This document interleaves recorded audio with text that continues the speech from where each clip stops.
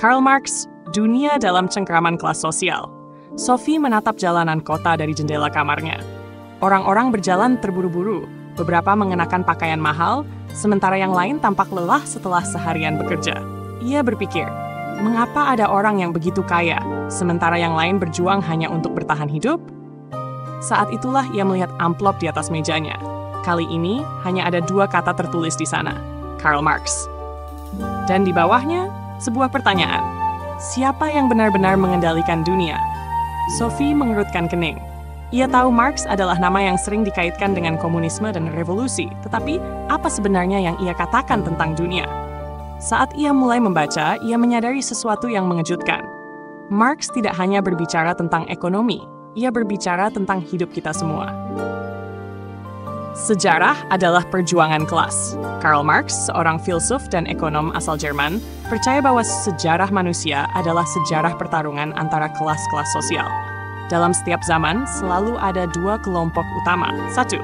Kaum pemilik, mereka yang memiliki tanah, pabrik, dan modal. 2. Kaum pekerja, proletar. Mereka yang hanya punya tenaga untuk dijual demi bertahan hidup. Dari zaman feodal hingga zaman industri, kaum berkuasa selalu menindas kaum yang lebih lemah. Di masa feodal, para bangsawan menguasai para petani. Di masa industri, para pemilik pabrik menguasai buruh. Di masa sekarang, bisa dibilang para miliarder menguasai dunia, sementara kebanyakan orang hanya bekerja untuk bertahan hidup. Tapi bukankah itu sudah biasa? Pikir Sophie. Tapi Marx tidak melihatnya sebagai sesuatu yang normal. Ia melihatnya sebagai ketidakadilan sistematis yang harus dihancurkan. Kapitalisme, sistem yang memperbudak kita, Marx percaya bahwa kapitalisme, sistem ekonomi yang kita jalani sekarang, adalah penyebab utama ketimpangan sosial. Mengapa? 1. Kaum borjuis mengendalikan segalanya. Mereka memiliki perusahaan, tanah, dan modal. Mereka menentukan harga, upah, dan siapa yang bisa bekerja. Mereka mengumpulkan keuntungan besar, sementara pekerja hanya mendapat sedikit. 2. Kaum proletar hanya memiliki tenaga kerja. Mereka bekerja untuk orang kaya, tapi hasil kerja keras mereka justru memperkaya pemilik modal. Mereka tidak memiliki kebebasan sejati karena selalu tergantung pada pekerjaan yang diberikan oleh kaum borjuis. Jika mereka kehilangan pekerjaan, mereka kehilangan segalanya. 3. Kapitalisme menciptakan ilusi kebebasan. Kita berpikir bahwa kita bebas milih pekerjaan, tetapi sebenarnya hanya bekerja untuk memperkaya orang lain.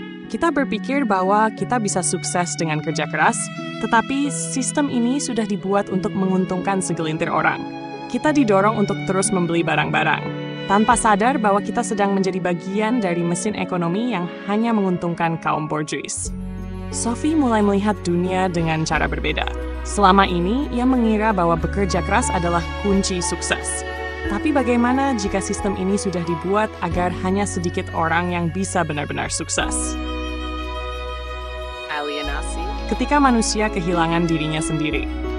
Marx mengatakan bahwa pekerja di bawah kapitalisme mengalami sesuatu yang disebut alienasi. Apa artinya?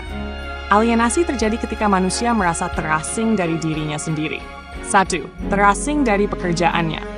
Pekerja di pabrik hanya melakukan tugas yang sama berulang kali, tanpa merasa memiliki hubungan dengan apa yang mereka buat. Seorang pegawai kantoran mungkin hanya mengetik angka seharian, tanpa merasa ada makna dalam pekerjaannya. Terasing dari hasil kerja mereka. Seorang buruh yang membuat sepatu tidak bisa membeli sepatu mahal yang ia buat. Seorang petani yang bekerja keras di ladang bisa saja tidak mampu membeli makanan yang ia tanam. Terasing dari sesama manusia. Kapitalisme membuat orang bersaing satu sama lain, bukannya bekerja sama. Kita lebih peduli pada uang dan status sosial daripada hubungan yang sebenarnya. Sophie mulai berpikir, apakah orang-orang bekerja karena mereka benar-benar ingin, atau karena mereka tidak punya pilihan lain? Revolusi, harapan untuk masa depan? Menurut Marx, satu-satunya cara untuk menghancurkan ketidakadilan ini adalah dengan revolusi. Kaum proletar harus sadar bahwa mereka ditindas. Mereka harus melawan sistem yang memperbudak mereka. Kapitalisme harus digantikan dengan sistem yang lebih adil, di mana kekayaan dibagi secara merata dan tidak hanya dikuasai oleh segelintir orang. Inilah yang menjadi dasar komunisme, sebuah ide bahwa masyarakat tanpa kelas adalah satu-satunya cara untuk mencapai keadilan sejati. Tapi tentu saja banyak orang tentang gagasan ini. Para pemilik modal tidak ingin kehilangan kekayaan mereka. Para politisi tidak ingin kehilangan kekuasaan mereka.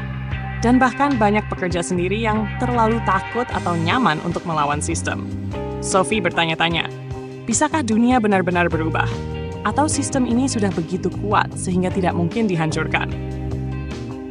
Dunia setelah Marx, apakah ia benar? Sejak Marx menulis teorinya, dunia telah banyak berubah.